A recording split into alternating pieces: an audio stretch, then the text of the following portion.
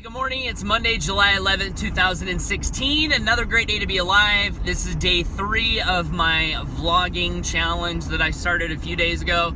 And it's about 5:45 in the morning. I'm on my way to the gym. I just finished up a little bit of reading from Body for Life by Phillips, and I'm excited to get into the gym and get a workout in. You know, one of the things that I learned from Phillips is you don't need to spend a lot of time in the gym to have some pretty rapid and massive transformations in your body, which is inspiring. He says you only need to spend about 40 minutes on the weightlifting and then 20 minutes on the days that you're in there doing cardio. And he talks about how it's about intensity. So in any case, I'm excited to really get back into a serious program for my body. And one of the things that he said in the book this morning was that a strong mind resides in a strong and healthy body. A strong and healthy mind resides in a strong and healthy body. And that really resonated with me. I think there's a strong correlation between the mind and the body. And so it seems that it's important to keep both of those in check, and it reminds me of the book by Lance Armstrong. I haven't actually read the book, but the title of the book really says a lot. The title of this book that he wrote is It's Not About the Bike, right? It's not about the bike. Every once in a while, I can ask myself, what's the point? What's the point of getting in the gym? What's the point in, striving to eat healthy? What's the point in setting goals, Well, it's not about the gym, right? It's not about the weights that you lift. It's not about the bike. It's about having a goal. It's about having, faith in the future so you can have power in the present. It's about doing things in life that excite you and make you want to look forward and keep moving on and, have a smile on your face. And so that's why I like to set goals for myself and get in the gym. I think it's a great metaphor for life, really. And so in any case, I'm kind of rambling here, but I'm excited about today, excited about the future, and we'll see you on the next video. Hopefully, if you're watching this, you're setting goals for yourself and getting in the gym and making things happen for yourself and using your health and nutrition as a metaphor for life, because I think it's really valuable. So we'll see you on the next video. Man, I just had an amazing workout in the gym. It was intense. 45 minutes of everything I could give, and I just feel great. I was talking to my cousin at a reunion the other day, and he's a doctor, and he actually does research on nutrition. And one of the things that we were both talking about is how quality and intensity is way more important than length of time that you invest, working on your body. And the other interesting thing is we talked about how whenever we have these days where we just give it everything, we're always a little bit exhausted when we get done, but we notice that we've got so much more energy all throughout the day. So I just wanted to shoot this little piece of my vlog and challenge you, whoever you are watching this video, to focus on quality and intensity in everything that you do, not just in the gym, but in life. And it seems like that is a better way to live as far as producing great results for yourself and your future. So we'll see you on the next portion of today's vlog. I'm headed home to do the Think and Grow Rich show. We've got over 100 live callers who dial into that call every day. That we also turn that into an audio training series.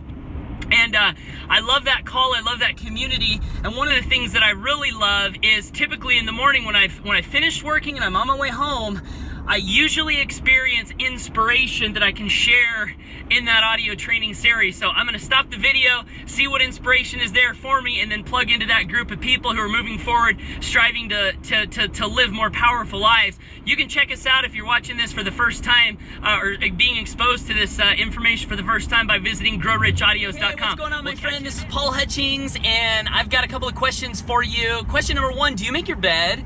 Question number 2, would you like to change your life and have more happiness and excitement about living with a simple 30-day exercise? And the reason I asked you those 2 questions is because I want to challenge you. I want to challenge you to something that I've been doing, and it's this idea that I kind of had a while back, but I'm taking it serious right now, and it's making a difference in my life. And here's the concept. You can see my four-wheeler in the back. I'm coming back from getting new threads put on my four-wheeler. But here's the concept. You know, they say that it takes 21 days to formulate a new habit, right? Another concept is that we can control the environment that we create that fosters the results that we want in our life. But we might not necessarily be able to as directly control the exact outcome, but we can control the environment, right? And we do that in large part through the habits that we have, through the positive things that we do in our lives on a daily basis. So here's my question. What if in 30 days you could install a new empowering habit that could make a big difference for you in your life?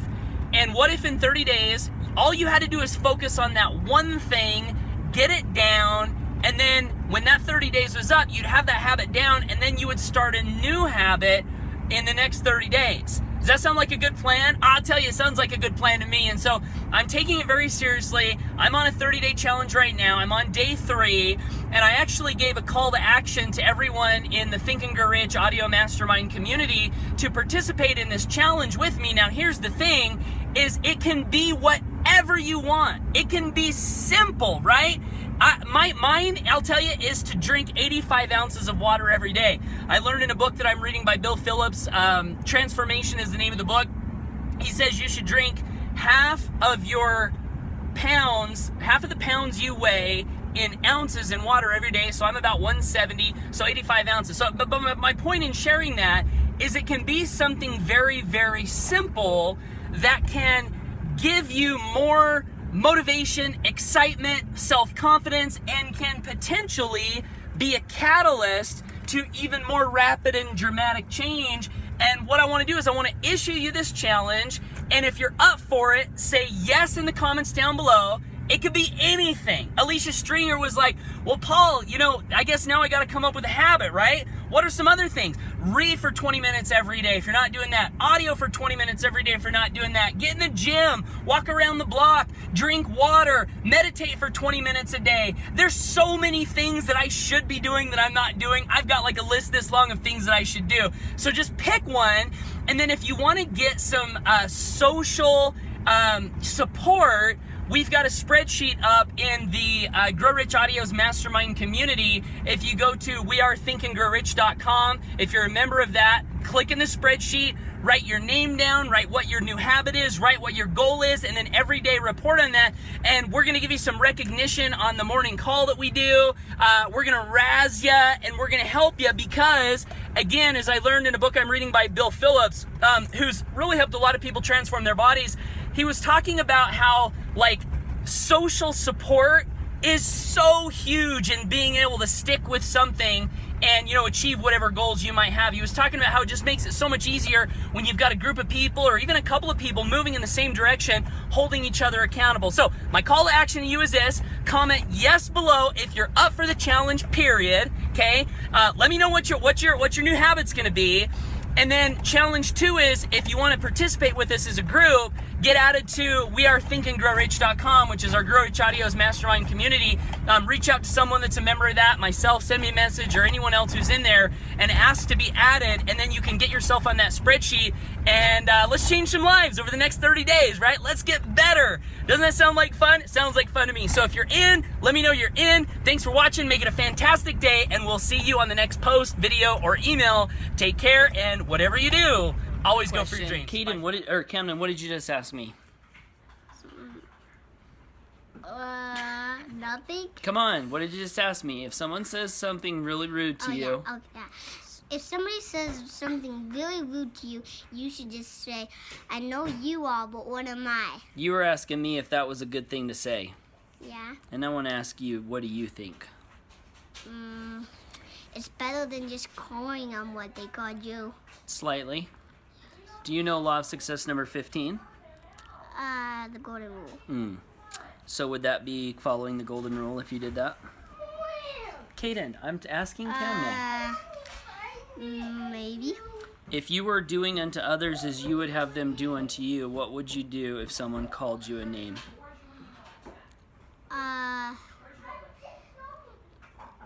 Ignore them. Really? Would that be good? If you called someone a name, would you want them to call you a name back? Well, it's not like you're calling them a name back. Well, you're saying, I know you are. So if they call you a bad name, that's like saying, well, I know you're a bad name. Right? Kind of. So it's like... But it's like the things Mom told me to say, it takes one to know one. She did? Yeah. What would be another thing you could do to kind of like not cause any further bad feelings and like just make everyone happy? Just be nice to them. Do you think that might work? Yeah. Hey, Mom. What do you think, Kaden? No ideas? Okay, we'll come back to you later after you've had some time to think and use that very smart brain of yours. Okay? Dad. I'm gonna go spy on these kids, see what they're doing, because I was just watching them and I was like, kids are masters of living in the moment. So I'm gonna see what we can learn from these kids over here.